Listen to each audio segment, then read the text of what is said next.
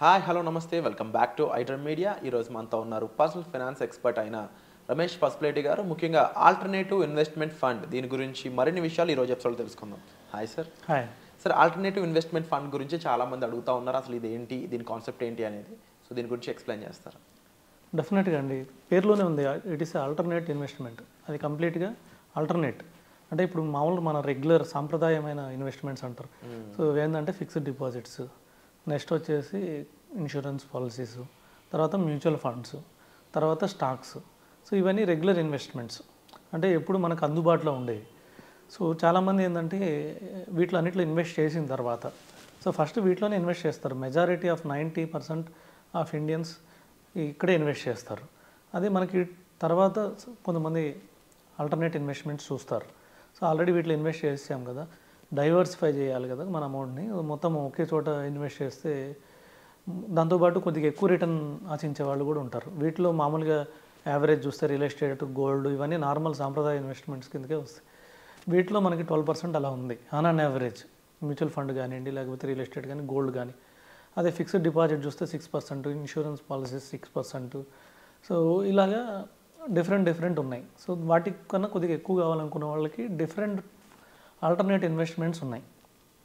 ఎవరైనా first regular ఈ ఇన్వెస్ట్మెంట్స్లోనే చేయాలి, ఇవి సేఫ్. ఇప్పుడు చెప్పినవన్నీ సేఫ్ ఇన్వెస్ట్మెంట్స్. సో తర్వాత ఏంటంటే ఆల్టర్నేట్ ఇన్వెస్ట్మెంట్స్ మనకి పోర్ట్ఫోలియో మేనేజ్మెంట్ సర్వీసెస్ అంటారు, పిఎంఎస్ అంటారు. సో ఒక స్టాక్స్ ట్రేడింగ్ జరుగుతుంది. సో మనం ఒకరికి పవర్ ఆఫ్ అటార్నీ ఇస్తాము, వాళ్ళు మన తరపున వాళ్ళు ట్రేడింగ్ చేస్తూ ఉంటారు. ఓ 20 స్టాక్స్ అలా తీసుకుంటారు. సో యాక్టివ్ ఇన్వెస్ట్మెంట్ చేస్తూ ఉంటారు. సో స్టాక్ టార్గెట్ పెట్టుకుంటారు, రాగానే అమ్మేస్తారు. మళ్ళీ ఇంకొక స్టాక్ పిక్ చేస్తారు, రాగానే అమ్మేస్తారు.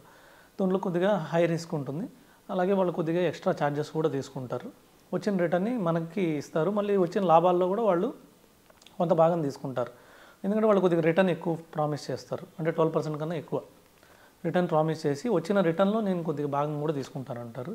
సో అలాంటి వాళ్ళు ఏమనుకుంటారంటే 12 కన్నా నాకు 15 20 వస్తే వాళ్ళకు 2-3% తీసుకున్నా నాకు నష్టం లేదు వాళ్ళు ఉన్నారు మార్కెట్లో. సో వాళ్ళు అక్కడ ఇన్వెస్ట్ చేస్తారు. సో పిఎంఎస్ తర్వాత మనకున్నది ఆల్టర్నేట్ మార్కెట్ ఉంది, గ్రే మార్కెట్ అని అంటారు. దీన్ని అన్లిస్టెడ్ షేర్స్ అంటారు. సో కొంతమంది ఏం చేస్తున్నారంటే ఇప్పుడు మనకి ప్రజెంట్ ఇండియాలో ట్రెండ్ నడుస్తుంది ఐపీఓ ట్రెండ్. సో అందరూ ఐపీఓ అన్నారు. కానీ ఐపీఓ అప్లై చేస్తే ఎంతమందికి వస్తుందంటే ఐపీఓ అందరికీ రావట్లేదు.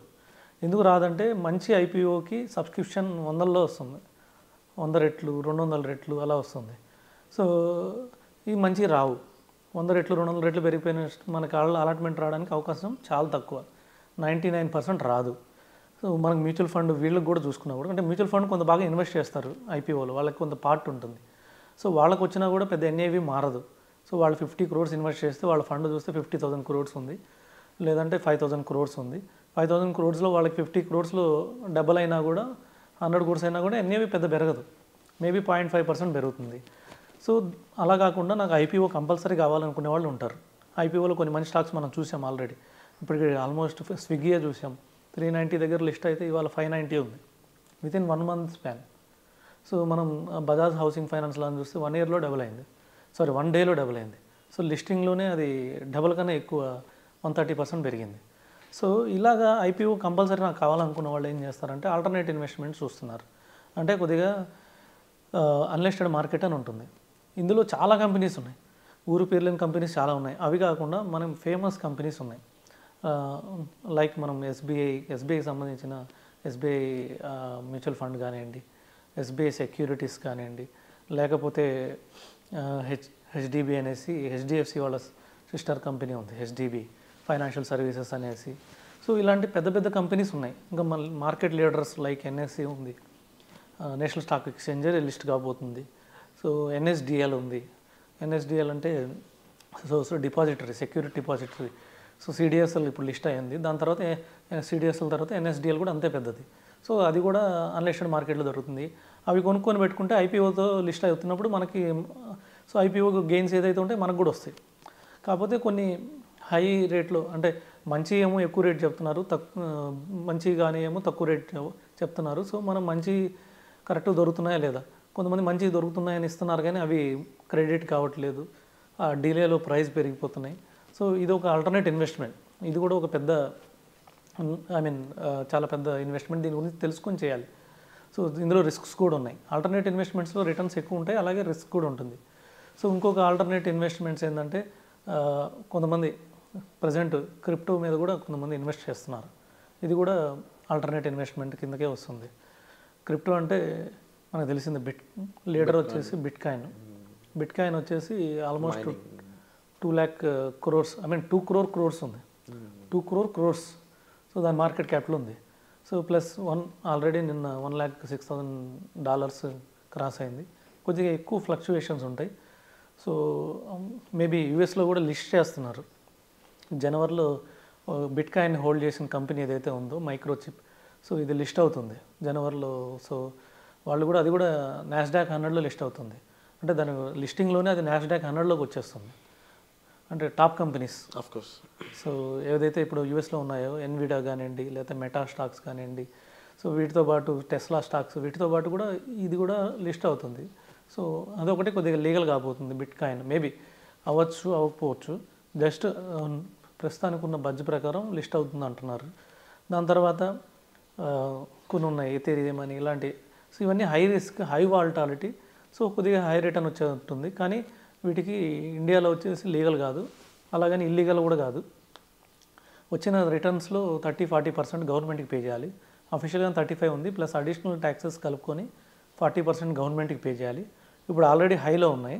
సో దాని గురించి కొంచెం రిస్క్ ఉంటుంది. సో ఇవి కాకుండా ఇంకొన్ని ఆల్టర్నేట్ ఇన్వెస్ట్మెంట్స్ ఉన్నాయి. లైక్ డెట్ ఫండ్ కానివ్వండి, లేకపోతే కొన్ని కంపెనీస్ మ్యూచువల్గా ఫండ్ కలెక్ట్ చేసి రియల్ ఎస్టేట్ ఫండ్ అంటున్నారు. సో రియల్ ఎస్టేట్ వాటిలో ఇన్వెస్ట్ చేస్తారు. ఇలాగ ఆల్టర్నేట్ ఇన్వెస్ట్మెంట్స్ ఇండియాలో చాలా వచ్చేసినాయి.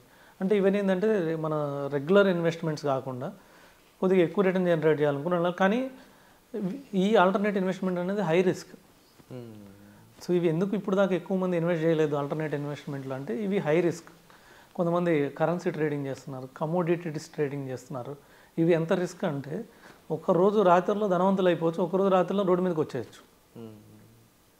సో అలాగే ఒక సామెత కూడా ఉంది. సో మామూలు స్టాక్ మార్కెట్లో F&Oలో ఇన్వెస్ట్ చేస్తే ఓన్లీ షర్టు పోతుంది నైట్లో. అదే కమోడిటీస్లో ఇన్వెస్ట్ చేసిన వాళ్ళకి షర్ట్ ప్యాంట్ కూడా పోతాయి అంట. సో అంత రిస్క్ అన్నట్టు ఇవి అన్నీ ఆల్టర్నేట్ ఇన్వెస్ట్మెంట్స్. సో ఇవి కూడా కాకుండా ఇంకా కమోడిటీస్ ట్రేడింగ్ ఉంటాయి. సో గోల్డ్, సిల్వర్, సో మనకు కొనే పప్పు ధాన్యాలు ఇవి కూడా మార్కెట్లో ట్రేడ్ అవుతూ ఉంటాయి. సో వీటిలో ఇన్వెస్ట్ చేస్తే అవన్నీ బల్క్లో ఇన్వెస్ట్ చేయాలి. వస్తే మొత్తం వస్తాయి, పోతే మొత్తం పోతాయి. సో దాని తర్వాత మనకి ఫారెక్స్ ట్రేడింగ్ ఉంది.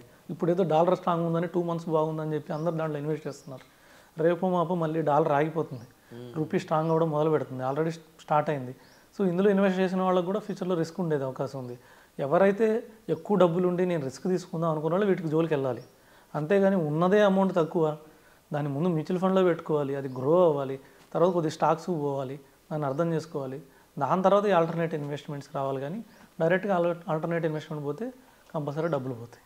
Wonderful sir. అండ్ చాలా డీప్ ఇన్ఫర్మేషన్ అనేది మాకు ప్రొవైడ్ చేయడం జరిగింది. అయితే యాజ్ అన్ ఇండివిజువల్గా మీరు ఏది చూస్ చేసుకోబోతున్నారు, మీకు ఏది కరెక్ట్ అనేది తెలుసుకోవాలనుకున్నట్లయితే మాత్రం మీ పర్సనల్ ఫైనాన్స్ అనేది ఏ విధంగా ఇప్పటివరకు జరిగి ఉంది, దాన్ని ఏ విధంగా మార్చుకోవాల్సి ఉంటుంది అనేది మీరు డైరెక్ట్గా పర్సనల్ అపాయింట్మెంట్స్ ద్వారా సార్ని కలిసి మీరు ఆ డెసిషన్స్ అనేవి తీసుకోవచ్చండి. డెసిషన్ మేకింగ్ చాలా ఇంపార్టెంట్ ఫైనాన్షియల్ ప్లానింగ్. సో దానికి సంబంధించిన ఫైనాన్షియల్ ఎక్స్పర్ట్ అయిన రమేష్ పసుపులేటి గారి యొక్క పర్సనల్ అపాయింట్మెంట్ మీకు కావాలనుకున్నట్లయితే డిస్ప్లే అవుతున్న నెంబర్స్ కాల్ చేసి పూర్తి వివరాలను తీసుకోవచ్చు. Thank you so much sir. Welcome అండి.